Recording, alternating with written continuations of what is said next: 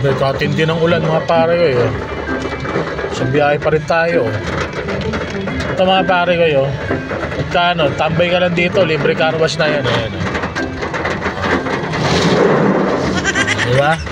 Dandahan ka lang. Malilinis yung sakyan mo ng di oras niya. Kahit malinis pa sa sakyan mo, lilinisin niya. Ganyan katindi yung mga bumabagsak na tubig dyan galing sa may LRT7 na yan. Oh. Meron pa yan doon sa unan.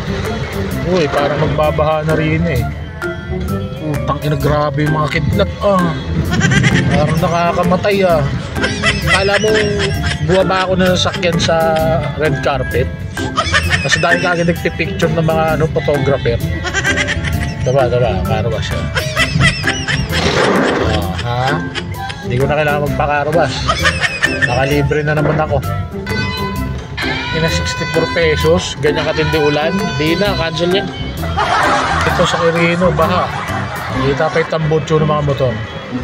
Mababaw lang yan. Eh malakas. Ito matinding car wash. Car wash. Tama. Wow! Konti lang eh. Para kayong mapapasok sa karwasan sa US, ano? Sa Amerika. Basta medyo malakas eh. Ayan, medyo malakas. Baha nga lang. Pero mababaw lang naman ba? Ay, dadaanan natin eh. Karwash! Karwashin mo ako. Iyan o. Solid no? Parang may pagpatintero kami sa mga baha oh. Grabe oh. Mahina na yung ulan. Mahina na rin yung mga patak niya galing dyan sa taas. Wala na.